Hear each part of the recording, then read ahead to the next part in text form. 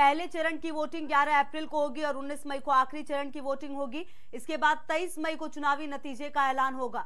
16वीं लोकसभा का कार्यकाल 3 जून को खत्म हो रहा है और इससे पहले ही देश अपना नया प्रधानमंत्री चुनेगा।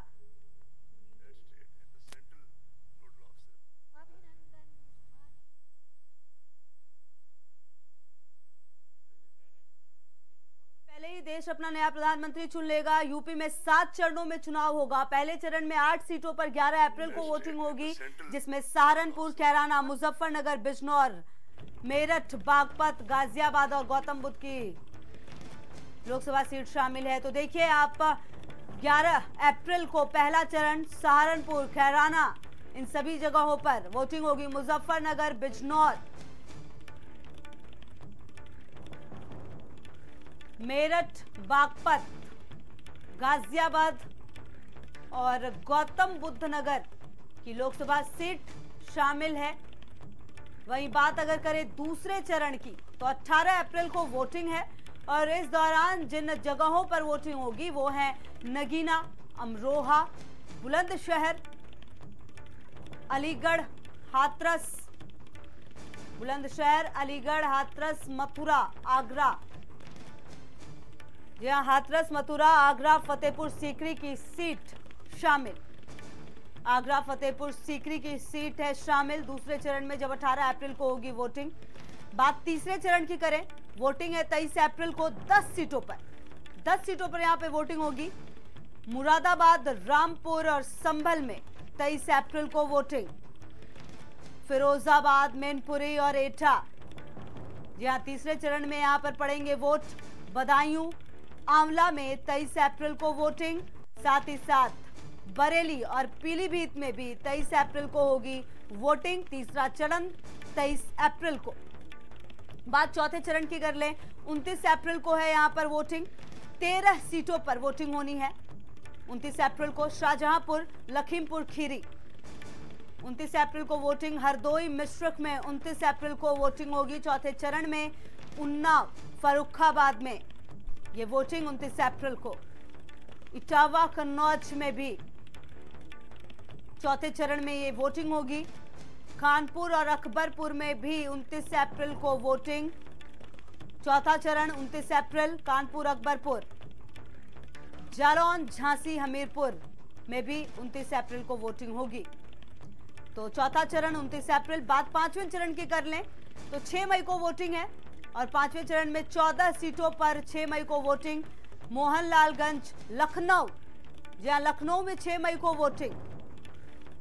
धौरहरा, सीतापुर में 6 मई को वोटिंग है। मोहनलालगंज, लखनऊ में 6 मई को वोटिंग। रायबरेली, अमेठी, देखिए काफी महत्वपूर्ण है 6 मई का दिन। रायबरेली, अमेठी, लखनऊ, बांदा, फतेहपुर, कौशाम्बी, पांचवें चरण की वोटिंग 6 मई को। बाराबंकी, फैजाबाद 6 मई को वोटिंग है पांचवें चरण में। बहराइच, कैसरगंज और गोंडा।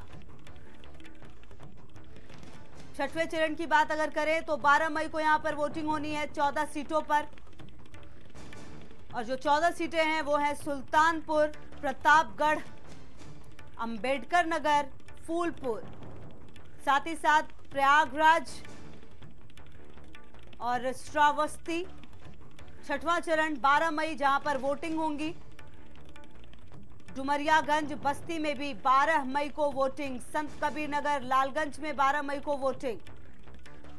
मछली शहर, भदोही में 12 मई को वोटिंग होगी।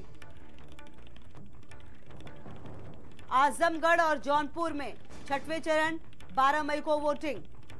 मछली शहर, भदोही में 12 मई को वोटिंग होगी। और देखिए बात अगर आखिरी चरण जो 7वां चरण है 19 मई को उसकी करें। 7वें चरण में 13 सीटों पर 19 मई को वोटिंग। महाराजगंज, गोरखपुर, कुशीनगर, देवरिया, बांसगंज, घोसी में 19 मई को वोटिंग होगी। सलेमपुर, बलिया में 19 मई को वोटिंग। गाजीपुर, चंदौली में 19 मई को वोटिंग। तो 7वां चरण 19 मई। वाराणसी, मिर्जापुर, रॉबर्ट्सगंज, और आपको बताएं कन्नौज लोकसभा सीट की अगर हम बात करें तो 2014 की स्थिति देखिए आप, डिंपल यादव को मिले थे 4,89,164 वोट। डिंपल यादव को 44% वोट मिले थे। कन्नौज लोकसभा सीट का हाल आपको बता रहे 2014 की स्थिति। बीजेपी को मिले थे यहां पर 42.11% वोट, बसपा को मिले 11.47% वोट। और देखिए यूपी की कुछ वीआईपी सीट है जहां से देखिए कन्नौज, गोरखपुर की बात अगर हम आपको बताएं, गोरखपुर लोकसभा सीट कमोवेश 2014 की स्थिति देखिए, योगी आदित्यनाथ को 3,53,000 वोट, बीजेपी को 51% वोट मिले थे। सपा को मिले थे 2,11,608 वोट। गोरखपुर की बात बता रहे हैं आपको, सपा को 21.75% वोट मिले थे।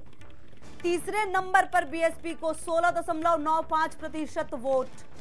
चौथे नंबर पर थी कांग्रेस गोरखपुर लोकसभा सीट में, 4 वोट मिले थे, 4% के लगभग। गोरखपुर सीट 2014 में योगी आदित्यनाथ के बाद सपा के खाते में गई थी सीट। जी हां, मौजूदा समय में गोरखपुर सीट सपा के पास है। तो आजमगढ़, कुछ वीआईपी सीट्स आपको बता रहे हैं। आजमगढ़ देखिए, सपा से मुलायम सिंह यादव जीते थे यहां पर। मुलायम सिंह को मिले थे 3,40,306 वोट। सपा को मिले थे 35.43% वोट। आजमगढ़ सीट की बात बता रहे हैं आपको, 2014 की स्थिति, बीजेपी को मिले थे 28.85% वोट। बीएसपी को 27.75। बीजेपी से नरेंद्र मोदी जीते थे चुनाव। वाराणसी लोकसभा सीट की बात आपको बता रहे हैं। जी हां, प्रधानमंत्री नरेंद्र मोदी 5,81,022 वोट मिले थे। बीजेपी को कुल 56.37% वोट मिले थे यहां से। दूसरे नंबर पर थे आप संयोजक अरविंद केजरीवाल, आपको 20.30% वोट मिले थे। जहां वीआईपी सीट वाराणसी, जहां पर कांग्रेस को 7.34% वोट मिले थे। बीएसपी को मिले थे 5.88% वोट। सपा को मिले थे 4.39% वोट। बीजेपी से नरेंद्र मोदी जीते थे चुनाव। वाराणसी लोकसभा सीट की बात आपको बता रहे थे। और अब बात लखनऊ की, लखनऊ लोकसभा सीट, बीजेपी से राजनाथ सिंह यहां पर 2014 में चुनाव जीते थे। बीजेपी को मिले थे 54.23% वोट। दूसरे नंबर पर थी कांग्रेस से रीता बहुगुणा जोशी, कांग्रेस को मिले थे 27.87% वोट। तीसरे नंबर पर थे बीएसपी के नकुल दुबे, बसपा को मिले थे 6.23% वोट। लखनऊ लोकसभा सीट की बात आपको बता रहे हैं। चौथे नंबर पर थे सपा के अभिषेक मिश्रा, सपा को मिले थे 5.49% वोट। बात गाजियाबाद लोकसभा सीट की, जहां पर बीजेपी से रिटायर्ड जनरल वीके सिंह को मिले थे 7,58,482 वोट, जीते थे यहां से। बीजेपी को मिले थे 56% वोट गाजियाबाद से। और कांग्रेस के राज बब्बर को 14.24% वोट।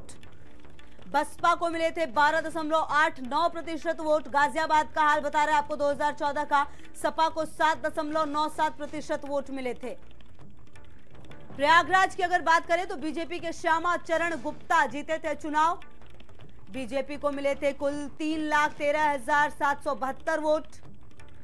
बीजेपी को 35.19% वोट मिले थे। दूसरे नंबर पर सपा को मिले 28.24% वोट। बीएसपी को मिले थे 18.18% वोट। प्रयागराज का हाल बता रहे हैं आपको, जहां पर कांग्रेस को मिले थे 2014 में 11.49% वोट और बीजेपी के श्यामा चरण गुप्ता जीते थे चुनाव। बीजेपी को मिले थे कुल 3,13,772 वोट। और बात अब अमेठी की, 2014 में राहुल गांधी जीते थे चुनाव। अमेठी लोकसभा सीट में राहुल गांधी को मिले थे 4,08,651 वोट। कांग्रेस को कुल 46% वोट मिले थे। और यहीं से दूसरे नंबर पर थी बीजेपी की प्रत्याशी स्मृति ईरानी। बीजेपी को 34.38% वोट मिले थे। बीएसपी को मिले थे 6.60% वोट। और बात देखिए गाजियाबाद की करते हैं, जहां पर जो 2014 की स्थिति और अब की स्थिति में क्या कुछ फर्क है, इसको जानने के लिए हमारे साथ हमारे सहयोगी लोकेश जुड़ गए हैं। लोकेश, 2014 में देखिए बीजेपी को 56% वोट मिले थे, वीके सिंह ने भारी जो वोट है उससे जीत हासिल की थी। इस बार क्या कुछ लग रहा है लोकेश? देखिए, इस बार भी वीके सिंह खुद को एज कैंडिडेट प्रोजेक्ट कर रहे हैं। हालांकि पार्लियामेंट